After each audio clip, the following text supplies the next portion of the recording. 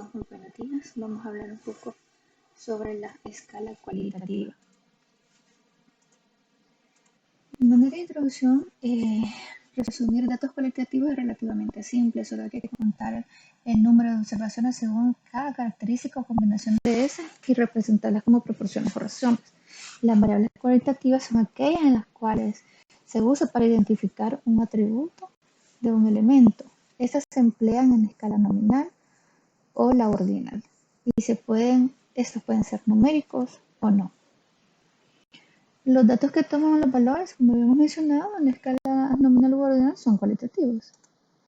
Entre los ordinales, este es cuando el orden de los números asignados a las unidades estadísticas reflejan diferentes grados de la propiedad o atributo de estudio. Como por ejemplo tenemos nivel socioeconómico alto, medio, bajo o estado de salud de muy saludable, medianamente saludable, saludable, poco saludable y no saludable. Esta es una escala ordinal. En cuanto a la escala nominal, a todas las unidades estadísticas equivalentes respecto a las propiedades o atributos en estudio que les corresponde un número real que funciona solo como etiqueta. Como por ejemplo, masculino y femenino podemos etiquetarlos como 1 y número 2. En cuanto a las proporciones, para calcular una proporción se divide la frecuencia absoluta de la categoría que ésta se está analizando entre el total de los individuos identificados con la variable de estudio. Lo anterior se representa en la fórmula dada ahí, donde P representa la proporción, A es el número de elementos con las características de interés y B el número de elementos sin las características de interés. Hay que notar que A más B es el total del universo. Se acostumbra multiplicarlas por 100 para expresarlas como porcentaje y se especifican mediante el símbolo de porcentaje.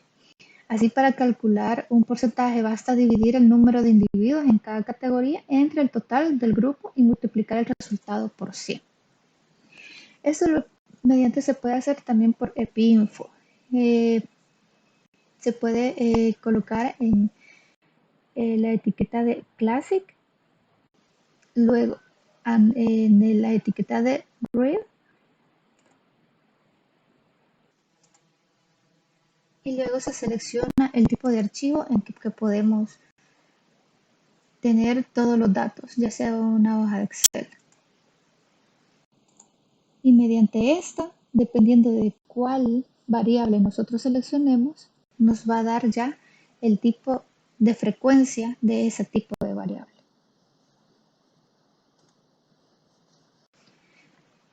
El uso de las proporciones en epidemiología. Las proporciones son muy utilizadas en la práctica de la epidemiología, de tal manera que algunos de sus usos específicos tienen nombres propios, como la prevalencia, la incidencia acumulada, la sensibilidad y la especificidad. Antes de describir las formas que toman las proporciones, es necesario que aclaremos que algunos elementos del proceso de salud y enfermedad que se toman en cuenta para la estimación de la frecuencia de las enfermedades. La prevalencia cuantifica la proporción de individuos en la población que tienen algún estado de enfermedad en un instante específico de tiempo y proporciona una estimación de la probabilidad de que un individuo se encuentre enfermo en algún punto del tiempo.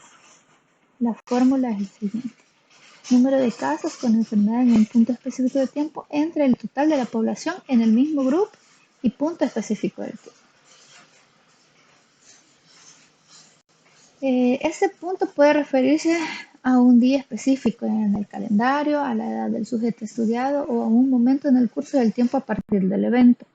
Para facilitar la lectura del cociente anterior, se acostumbra a multiplicar el resultado por una constante que puede ser 100, 1000 o 10.000 u otra cantidad, con la finalidad de no utilizar fracciones pequeñas al expresar la prevalencia.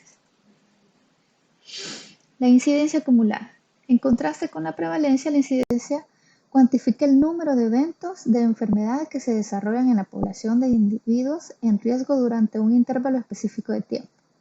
La incidencia acumulada es la proporción de personas que adquieren la enfermedad durante un periodo específico y se calcula como el número de casos nuevos de enfermedad durante un periodo de tiempo entre el total de la población en riesgo al inicio del periodo de estudio. La incidencia acumulada, esta medida de frecuencia proporciona un estimado de probabilidad de que un individuo tomado al azar en una población en riesgo susceptible desarrolle la enfermedad durante un periodo específico. A esta probabilidad también se le conoce como riesgo. El periodo de observación es arbitrario y depende de las características evolutivas de la enfermedad, al igual con la prevalencia. La incidencia acumulada puede multiplicarse por una constante para facilitar su lectura e interpretación. Antes de continuar, es necesario señalar que una persona se encuentra en riesgo de una enfermedad cuando es biológicamente posible que desarrolle la enfermedad en un futuro inmediato. En riesgo significa que el sujeto es susceptible a la enfermedad. En cuanto a la sensibilidad y especificidad, la sensibilidad y especificidad son dos proporciones que nos permiten medir la validez de un instrumento de medición en relación con un criterio de clasificación y se definen de la siguiente manera. Sensibilidad es la probabilidad de clasificar correctamente aquellos que tienen las características de interés. Especificidad es la probabilidad de clasificar correctamente aquellos que no tienen la característica de interés.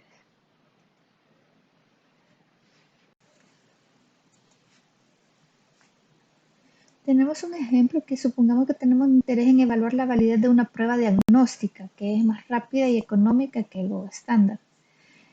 Para hacerlo seleccionamos dos grupos, uno de enfermos y otro de no enfermos, ambos clasificados mediante el uso de estándar de oro. Las frecuencias de cada categoría se muestran en el siguiente cuadro. En los datos que se muestran, la sensibilidad de las pruebas alternativas sería de 0.85 o un 85%, y la especificidad de la prueba alternativa es de 0.95 o 95%. Se toman pacientes enfermos y sanos en que sean una alternativa positiva y negativa. Según la fórmula anterior, es a donde hemos sacado la sensibilidad y la especificidad.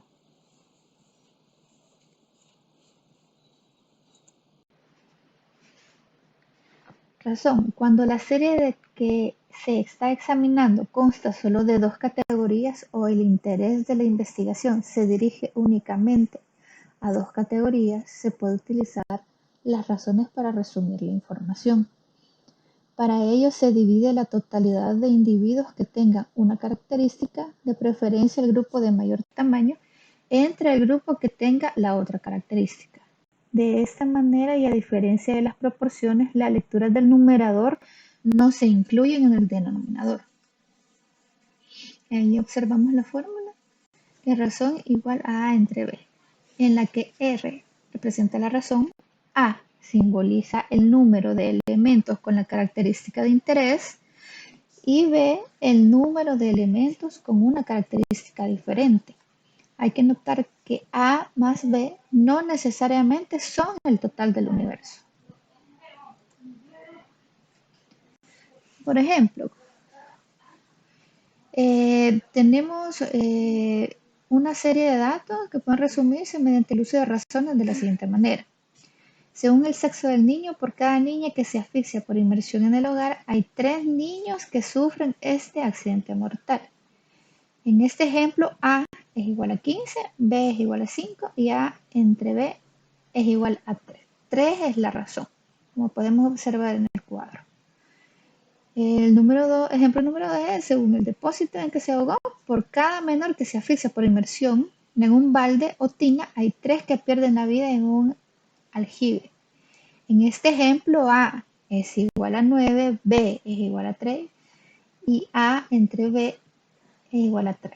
3 es la razón.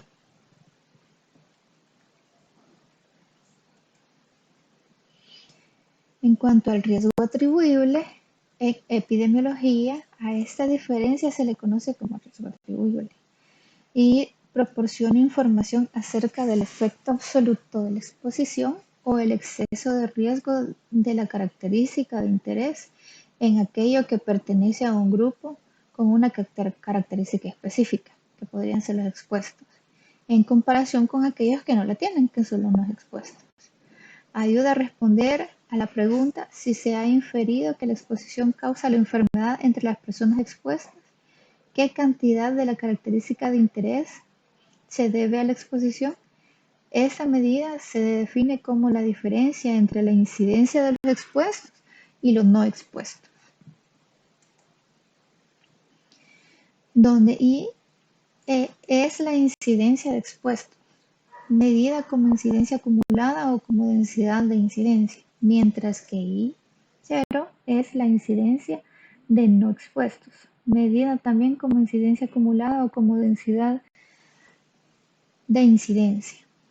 Dos prevalencias también pueden compararse mediante la sustracción, aunque el resultado se conoce como diferencia de prevalencia y no como riesgo atribuible.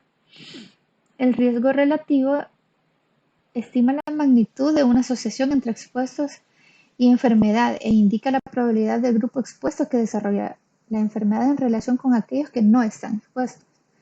Ayuda a responder la pregunta, ¿la exposición causa la enfermedad?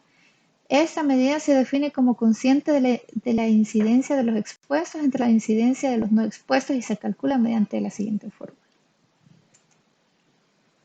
en la que Y es la incidencia de los expuestos, medida como incidencia acumulada como densidad de incidencia, y 0 es la incidencia de no expuestos.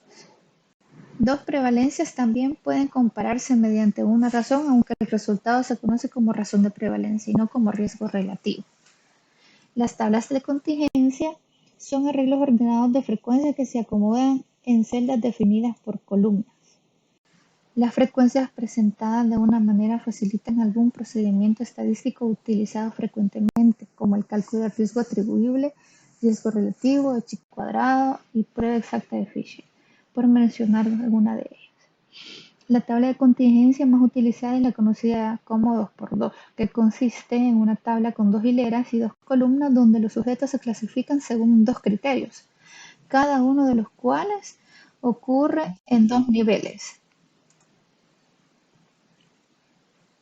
Aquí tenemos un ejemplo de las frecuencias de la tabla de 2×2, en la cual en un extremo tenemos los criterios que sí cumplen la exposición y los no expuestos.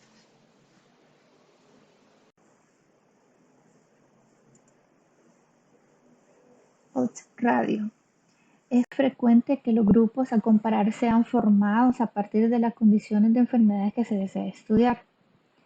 En esas circunstancias no es factible estimar el riesgo relativo de manera directa.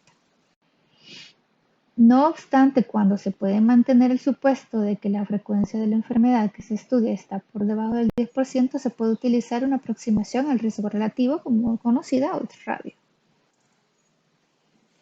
La expresión radio se ha traducido de español de diferentes formas, entre las que se pueden mencionar razón de productos cruzados, razón de momios, oportunidad relativa y razón de posibilidades, pero no se ha alcanzado un consenso.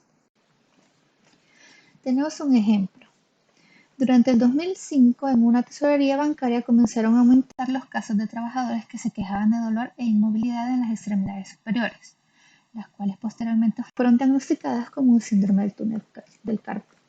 Al percatarse de esto, el médico de la empresa tenía la hipótesis de que estos casos podrían estar relacionados con el puesto de trabajo y las actividades que realizaban. En este caso, se sospechaba que la mayor incidencia sería entre los capturistas, ya que mostraban la mayor frecuencia de síntomas musculoesqueléticos debido a que realizaban mayor número de movimientos repetitivos. A fin de comparar su hipótesis, realizó un estudio de cohorte. La empresa contaba con 1.420 trabajadores, pero el médico tomó una muestra de 1.263 de ellos, ya que 157 ya habían sido diagnosticados con la enfermedad. De estos 1.263, 624 eran capturistas y 639 se dedicaban a atención al cliente. En el transcurso de 5 años, del total de capturistas se diagnosticaron con síndrome del túnel del carpo a 255 trabajadores y de atención al cliente a 89. Aquí tenemos nuestra tabla de 2×2, los que estaban expuestos y los no expuestos, y podemos sacar unas medidas de asociación. El riesgo relativo. podemos observar que el riesgo relativo solamente introducimos los datos y el riesgo relativo nos da uno de 3.63. Como es igual a 3, que es mayor a 1, entre los valores de 2.36 a 3.63, por lo que no pasa por la unidad. Además, el chi de mate de Hansel, que ya lo habíamos observado, es igual a 115, que es mayor a más o menos 1.96 con una P de 0.05. Por lo tanto, podemos decir que ser empleado de capturista aumenta el riesgo de padecer del síndrome del túnel carpiano que en un periodo de 5 años. En cuanto a las medidas de impacto del riesgo atribuible en los expuestos, nos dan un aproximado de 67%, que se desarrollan con los empleados en un periodo de 5 años que se le atribuyen al área de capturista, que este riesgo atribuible es igual al riesgo relativo menos la incidencia entre el riesgo relativo por 100, y ahí es donde nota el porcentaje. Muchas gracias.